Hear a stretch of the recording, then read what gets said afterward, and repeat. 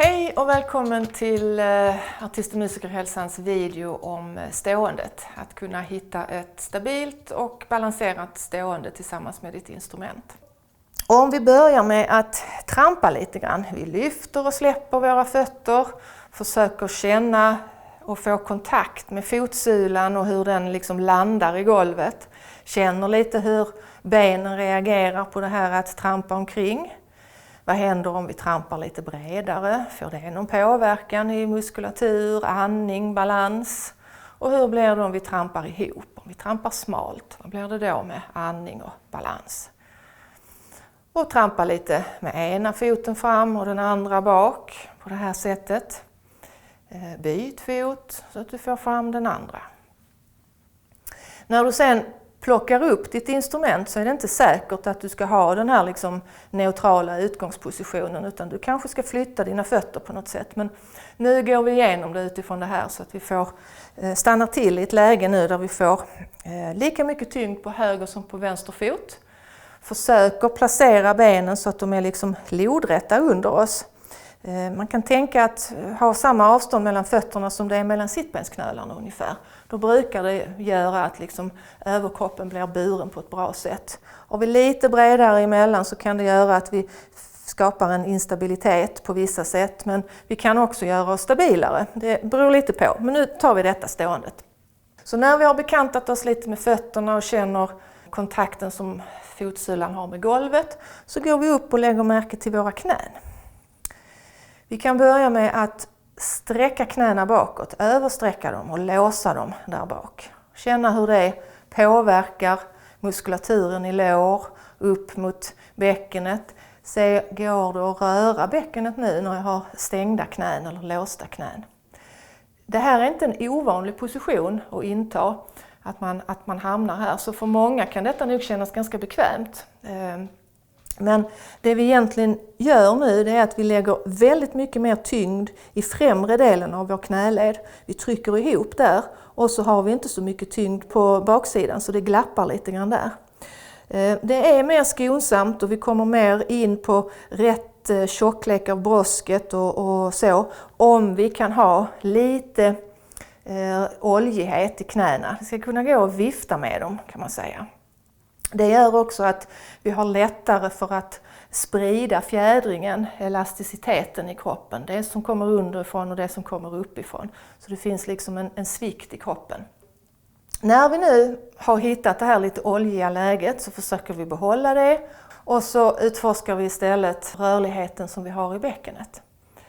Vi tippar det framåt, då får du den lutningen. Då får vi en ökad svank, mer spänning i ryggslutet. Vi får lite ökad spänning upp i kroppen, lite påverkan på andningen också. Om vi då känner på det andra läget där vi liksom drar bäckenet under oss, där svansen mellan benen planar ut vår svank, då får det vissa konsekvenser för min överkropp och min andning. Jag blir liksom lite mer hopsjunken, lite rund. Vi ska försöka att hitta ett läge här för vårt bäcken som är någorlunda parallellt med golvet. Alltså inte den lutningen som det blir när vi svankar och inte den lutningen som blir när vi liksom får bäckenet för långt in under oss. Utan någonstans mitt emellan här. Vilket oftast innebär att vi får hålla och aktivera lite mer med magsidan här, de djupa musklerna. När vi nu har skapat det här fundamentet eller den här grunden för vårt bäcken, då finns det också någonting att bygga vidare på för resten av kroppen. Bröstkorgen behöver vi då också försöka tänka som en byggkloss som vi liksom kan placera stabilt ovanpå vårt bäcken så att det blir en bra bärighet genom hela kroppen. Bröstkorgen, den kan vi stänga genom att låta bröstbenet komma in. Då faller axlarna fram, huvudet skjuts ut. Vi kan öppna upp, alltså brösta upp oss ordentligt och åker axlarna bak, skulderbladen går ihop och huvudet vill åka lite bak. Så den här rörelsen behöver vi hitta någonstans mitt emellan. Sen har vi också en möjlighet att röra vi kan naturligtvis vrida vår bröstkorg också, men vi tittar mer på det här att kunna vika bröstkorgen framåt och fälla den bakåt. Det är lätt hänt att både när vi sitter och när vi står, att när vi lyfter upp vårt instrument så vill vi kompensera för den här hävarmen och tyngden. Och då gör vi det genom att vika bak bröstkorgen på det här sättet. Det kan kännas funktionellt och vettigt, men det som händer är egentligen att vi förlägger tyngden på våra kotutskott, alltså de här smålederna som vi har i ryggen, och så tappar vi lite grann att få belastningen på själva kotkroppen. Och det är mellan kotkropparna som vi har disken som ger stötdämpning och som gör att vi kan få en bra rörlighet. Så att när vi liksom står så behöver vi utforska att vi har en rörelse.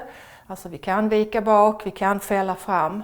Och sen är det oftare så, skulle jag nog vilja säga, att vi behöver även här då jobba med att försöka vila ner lite grann med bröstkorgen. Så att vi igen har lagt bröstkorgen i ett parallellt spår som då kan vila på vårt bäcken. Och så tar vi slutligen också huvudet, att känna lite grann vad behöver det vara. Att glida lite fram med det, skjuta ut hakan, dra tillbaka hakan på det här sättet. Tänka att vi gör nacken lite lång. Och här är det inte så jättemycket att hitta ett mittläge, utan här brukar det vara fiffigare att försöka tänka att nacken får bli lång, hakan tung och kanske också försöka släppa i tungroten. För släpper vi där inne så brukar det få konsekvenser för att vi kan slappna av lite mer i käkmuskulaturen och andra muskler över nacke och ner till axlar. Så att lite grann tänka nacken lång, hakan tung, släppa i tungroten, och så står vi här och andas en stund.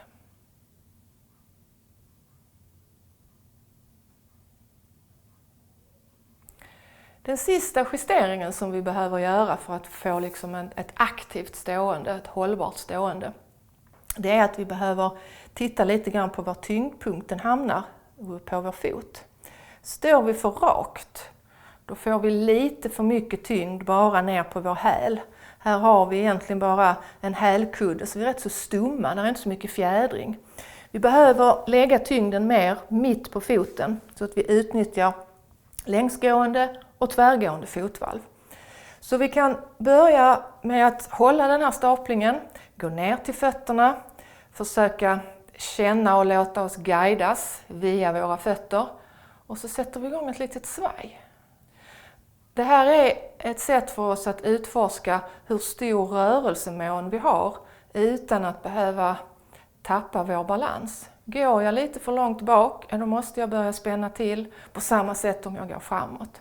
Så det här är ett sätt för oss att försöka hitta en aktiv vila, skulle man kunna säga. Men ändå känna att vi kan ha en viss rörelsemån. Vill du så kan du också prova att göra lite cirkulära rörelser, så du måste inte gå rakt fram och bak. Och så försöker du sen då stanna till så att du får tyngden mitt på foten. Där det egentligen är ganska lätt för dig att börja studsa. Släppa med dina hälar. Du får nog jobba lite grann här i magen för att inte släppa svanken. Och sen försöker du landa ner utan att lägga tyngd på dina hälar. Utan var i det här läget där du är lite framåtlutad. Där det går att hoppa och landa utan att du egentligen behöver tappa det här liksom spåret längs din balanslinje.